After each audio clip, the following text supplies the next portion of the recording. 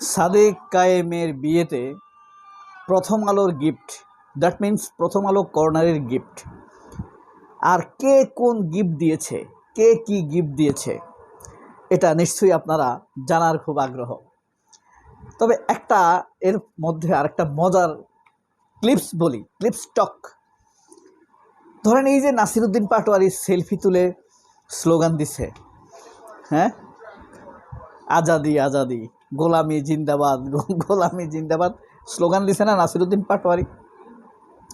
তার এই স্লোগান দেখে পরিবর্তনকামী মানুষেরা বাংলাদেশের দুর্দান্ত খুশি হয়েছে। আমার দেশ পত্রিকার ম্যানেজারিয়াল এডিটর ওর জয়েন্ট এডিটর আলফাজ আনাম তো রীতিমতো বলেছেন যে এই বিয়েতে গিয়ে আমার কাছে মনে হয়েছে এক জাগ গণ অভ্যুত্থানের 24-এর তারুণ্য, বিভিন্ন মতের, ধার্মিক, নামাজ পড়া, নামাজ না পড়া, গান শোনা, সব যেন এসে সাদেক কায়েমের বিয়েতে এক হয়ে গিয়েছে। আমরা পৃথিবীর বিখ্যাত কয়েকটি বিয়ের কথা বলতে পারি। ইমরান খান, পাকিস্তানের সাবেক প্রধানমন্ত্রী ইমরান খান, তিনি যখন বিয়ে করেন তার মানুষ আনা নেওয়ার জন্য অস্ট্রেলিয়ার প্রধানমন্ত্রী 26টি বিমান দিয়েছিলেন। তার শ্বশুর কে ছিলেন নিশ্চয়ই আপনারা জানেন, জেমিমা গোল্ড স্মিথের বাবা, হ্যাঁ, দ্য ব্যারন গোল্ড স্মিথ, যিনি পৃথিবীর 1 নম্বর গোল্ড স্মিথ অর্থাৎ স্বর্ণ কোম্পানির মালিক। তারপরে আমরা শুনেছি প্রিন্স আগা খানের বিয়ের কথা। তারপরে আমরা শুনেছি দুর্দান্ত আরেক বিয়ে, মানে কস্টলি ম্যারেজ যাকে বলে, মুকেশ আম্বানির বিয়ের কথা। পৃথিবীর সব নায়ক নায়িকা, গায়ক, সব ডান্সার সেখানে এসে উপস্থিত হয়েছে। তবে টাকার পরিমাণে মাপার যোগ্য না এমন দুটি বিয়ে। একটি হলো মাহমুদ আহমাদিনেজাদ, ইরানের সাবেক প্রেসিডেন্ট, নিশ্চয়ই আপনারা নাম শুনেছেন। তিনি তার ছেলের বিয়ে দিয়েছেন মেহমানদের জন্য একটি আপেল, 1 গ্লাস দুধ, একটি কেক, গল্প শেষে 1 কাপ চা। কারণ তিনি ধনী লোক না। খরচ না করেও সেই বিয়েটি সারা পৃথিবীতে দেদার্সে দুর্দান্তভাবে আলোচিত হয়েছিল। সাদেক কায়েমের বিয়েতে খরচ হয়েছে বই কি, কোনোভাবেই মার্ভেলাস লেভেলের না, এটা বাংলাদেশে হয়, কিন্তু তারপরও এত কিছু ছাপিয়ে সাদেক কায়েমের বিয়ে নিয়ে এত আলোচনা কেন?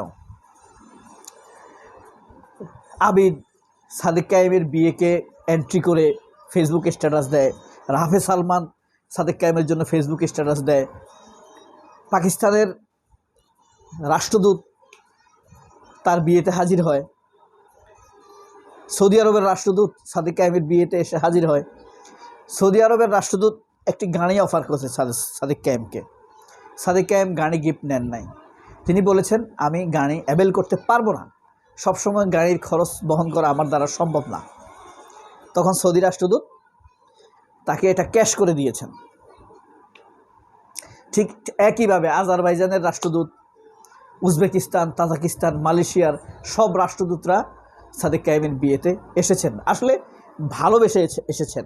গত 2 বছর যাবৎ এই নামটি এত বেশি উচ্চারিত হয়েছে, Al Jazeera, CNN, BBC, New York Times, Washington Post, হ্যাঁ, ফক্স নিউজ, এমন কোনো নিউজ পত্রিকা নাই গত 2 বছরে একবার না একবার সাদেক কায়েমের নাম উচ্চারিত হয়নি।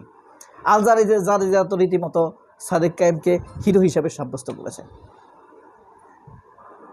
সাদেক কায়েমের জন্য ডাক্তার শফিকুর রহমান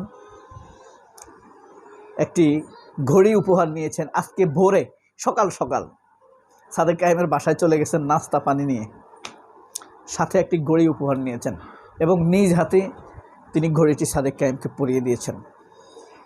আর প্রথম আলো সাদেক কায়েমের জন্য ধ্বংস করার 103টি উদ্দেশ্য উপহার হিসেবে পাঠিয়েছেন।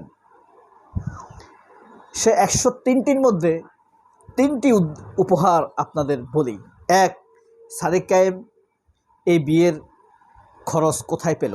কিন্তু বাংলাদেশে কি হয়, মেয়ের বাবা খাবারের আয়োজন করে, ছেলেরা গিয়ে খেয়ে চলে আসে, এই না? শুধুমাত্র যাওয়ার সময় যে খরচ, বিয়ের দিনের খরচের কথা বলতেছি আমি, আর তো কোনো খরচ নাই। কিছু গিফট টিফট নিয়ে যায় মেয়ের জন্য, ছেলের জন্য, এগুলো নিয়ে যায়, কত, বাকি খরচ তো মেয়ের বাবাই দিছে। হ্যাঁ, মানে আপ্যায়ন, এটা একটা আপ্যায়ন, এটা তো খরচ না, তার জন্য এটা কিছু না। রিলায়েন্স গ্রুপের ভাইস চেয়ারম্যান, আপনার প্রবাসী পল্লী গ্রুপের চেয়ারম্যান, তার জন্য তো এগুলো কিছু না, তাই না? সে তার মেয়ের জন্য, তার উপরে তার মেয়ে হইল ফিজিশিয়ান, ডাক্তার, এমবিবিএস ডাক্তার।